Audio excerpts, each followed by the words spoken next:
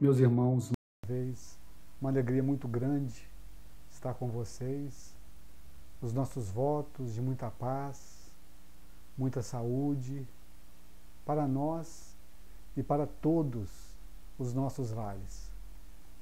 No nosso encontro de hoje, iremos falar um pouco sobre o apóstolo Paulo, o apóstolo dos gentios, o apóstolo de Jesus, o apóstolo de todos nós.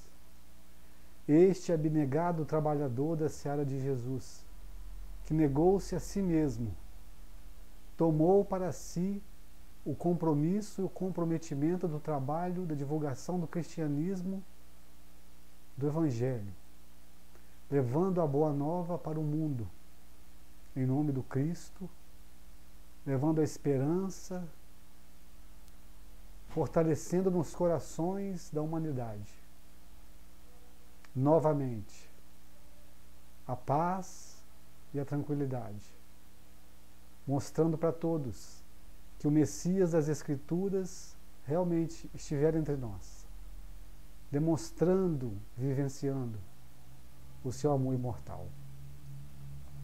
Ele que tinha o poder de comandar os ventos, as tempestades e de calar os trovões, dizia o apóstolo. Cessar as tempestades e de calar os trovões. Sempre demonstrou uma facilidade que impressionara a todos, de fazer também calar as súplicas e os gritos daqueles que já estavam desesperados. E de lá, de toda a sua majestade, nos diz o apóstolo, tudo o que dizia Jesus, o Mestre, vivenciava. De sua boca jamais proferira um só roteiro, que ele mesmo ainda não havia vivenciado. Jesus, do alto da montanha, ensina-nos como ele, que também fora criado simples e ignorante, conseguira vencer o mundo, nos ensinando o caminho ideal que nos conduzirá nas trilhas pela busca do amor incondicional, do amor imortal. O apóstolo dos gentios, o apóstolo Paulo, vem nos trazendo nas suas cartas, nas suas epístolas, como alguns as conhecem, a boa nova de Jesus, o Evangelho do Cristo, não só transmitindo a mensagem, mas sobretudo trabalhando, sobretudo sendo um servo fiel. Teve muitas dificuldades, como um homem comum, como ele mesmo gostava de ser chamado. Não era um santo, não era um emissário, não era um profeta, mas era um homem que fora chamado por Jesus ao trabalho. Enquanto era Saulo, acreditava naquilo que aprendera na sua juventude, mas também era fiel a Deus e ao seu trabalho. Quando na estrada de Damasco ouve o chamado de Jesus e o pergunta: "Que queres que eu faça?", foi quando Jesus o chama, o proclama para a divulgação do cristianismo. E foi graças ao apóstolo Paulo que nós conhecemos Jesus, através do seu trabalho árduo, do seu sofrimento.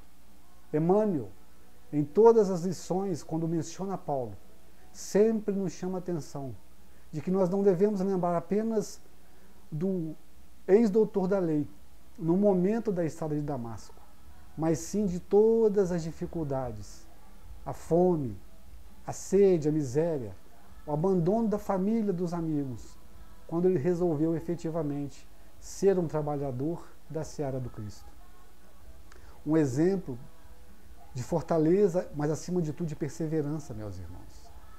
E Paulo nos mostra isso, que quando nós abraçamos o trabalho de Jesus, as dificuldades aparecerão em nosso caminho. E é preciso que nós tenhamos força e coragem de transpor essas dificuldades, porque serão as provas que nos fortalecerão ainda mais. Quando abraçamos a divulgação do trabalho, quando abraçamos uma mudança nossa interior, as provas aparecem para nos tornarmos pessoas mais fortes. E que isso não seja um empecilho. Como Emmanuel diz que havia um abismo entre ele e Jesus. entre Paulo e Jesus, e Paulo soube, né, com o passar dos anos, transpor esse abismo. Esse também é o nosso ministério. Esse também, ou essa também é a nossa missão, enquanto estamos aqui na Terra encarnados, passando por esses momentos de dificuldade que a própria pandemia nos propõe. Mas jamais devemos esmorecer. Erguermos o nosso olhar ao alto e pedirmos forças a Jesus para continuarmos o nosso trabalho com perseverança, com fé, para que essa mesma distância vibracional, espiritual, que existe entre nós e o nosso querido Mestre Jesus, vá diminuindo, vá desaparecendo aos poucos. Aceitando como berço o reduto mínimo de uma estrebaria, elaborou desde o primeiro momento a profunda lição de humildade para inaugurar um reinado diferente entre as criaturas, e não se afastou jamais da diretriz inicial assumida, de servo de todos. Esta é uma observação da nossa querida Amélia Rodrigues, que vem nos dizendo, né, o exemplo de Jesus para nós, de humildade, mas também de tranquilidade, pelo qual ele mesmo, no seu ministério, vem passando para nós, até hoje, através do seu Evangelho. A paz que desejamos para o mundo deve ser sinceramente estabelecida dentro de cada um de nós, para que em seguida, preparados e recarregados com as energias contagiantes do sentimento fraterno, de colaborador, mesmo que mínimo, então nos voltaremos para a nossa família consanguínea. Ou seja, precisamos lutar contra as nossas dificuldades. Precisamos buscar pela melhora interior, né? pela promoção de nós mesmos, para que a gente tenha condições melhores de ajudarmos as pessoas com as quais nós dividimos o seio familiar. Nós aprendemos com o advento do Espiritismo que temos missões nesse mundo e cada um tem a sua. A primeira a encontramos dentro dos nossos lares, com aquelas pessoas que amamos, que nos aceitaram ou que nós as aceitamos. Mas é preciso que nós nos preparemos para que sejamos melhores missionários dentro dos nossos lares. A reforma íntima vai melhorar os nossos relacionamentos, vai melhorar, é lógico, em primeiro lugar nós mesmos, para que em seguida nós possamos ser soldados melhores de Jesus dentro dos nossos lares. Não podemos esquecer jamais, meus irmãos, que o grande trabalho, a grande missão nossa está lá fora, é no mundo. O nosso progresso espiritual é infinito para nós. A nossa estrada pela qual nós vamos percorrer na busca pelo engrandecimento espiritual, para nós ainda é infinita. Temos as dificuldades que precisamos resolver dentro dos nossos lares, mas em seguida iremos abraçar a família universal. Como nos ensina muito bem o nosso irmão André Luiz, que a família consanguínea é o pródomo da família universal. E nos ensina também o nosso irmão Paulo de Tarso, quando nos incentiva ao trabalho, a elaboração de projetos íntimos melhores, para que a gente possa também elaborar projetos para a colaboração da coletividade, da comunidade onde vivemos.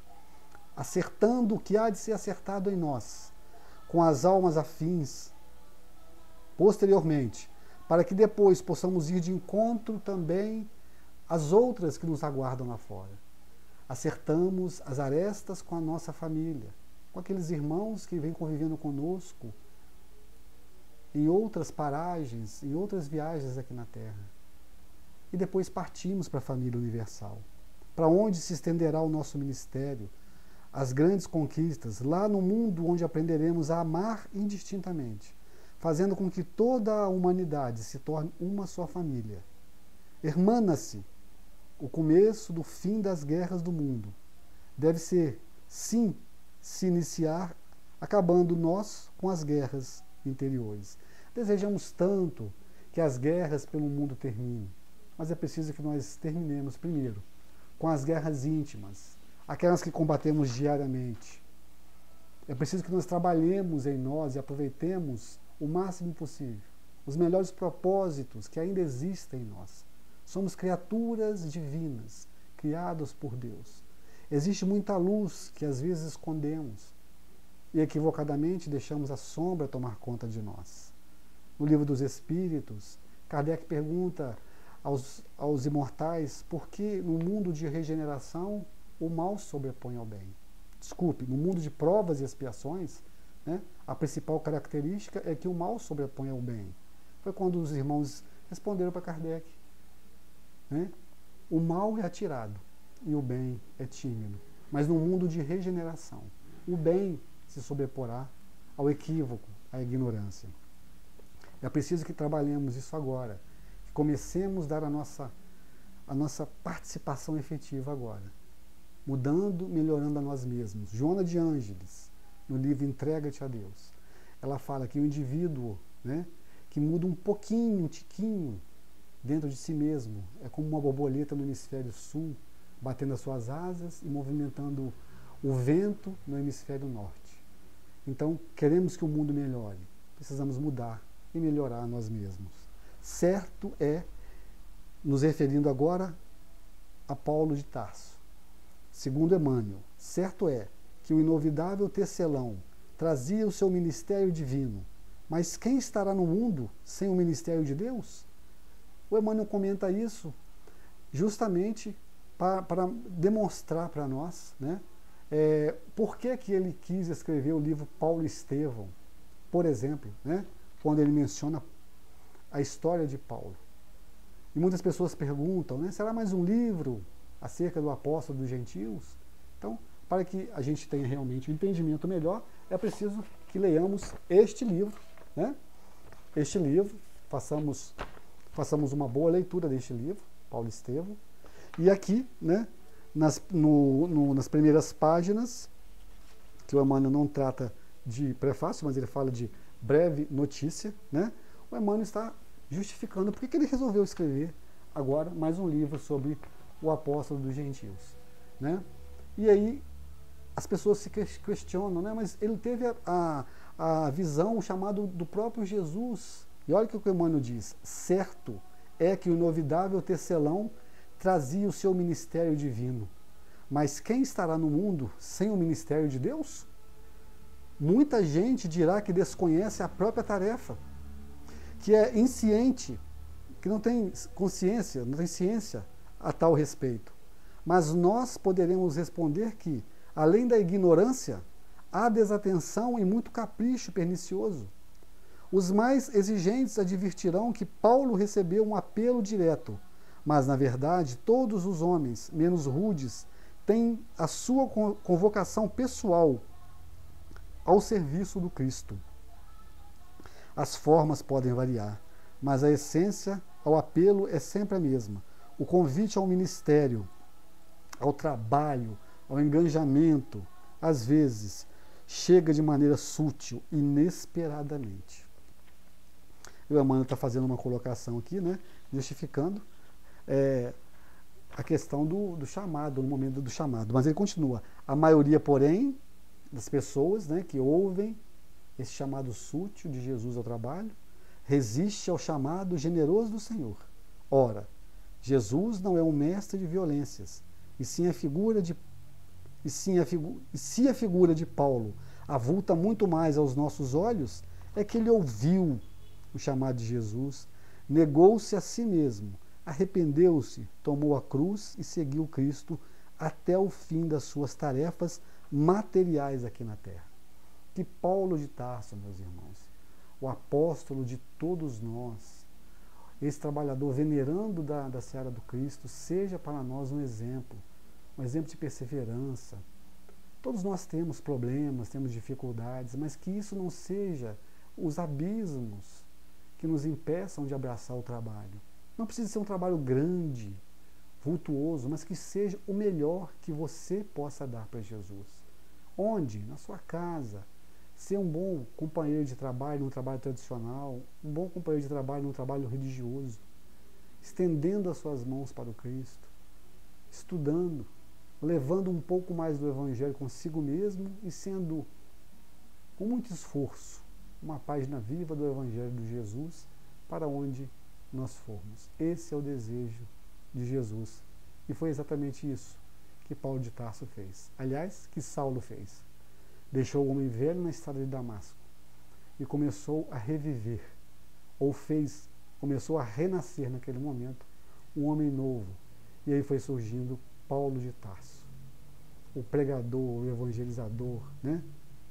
E que levou o evangelho de Jesus ao mundo e trouxe até aqui a nossa região, onde nós tivemos, né, esse maravilhoso conhecimento do Cristo da região lá do Oriente Médio. Foi graças a ele. Então o trabalho tem que ser perseverante. Com as dificuldades tem que ser árduo, mas tem que ser do coração. Fica o nosso recado de hoje. Muito obrigado pela atenção de vocês e que Jesus possa nos abençoar hoje, amanhã e para todo sempre.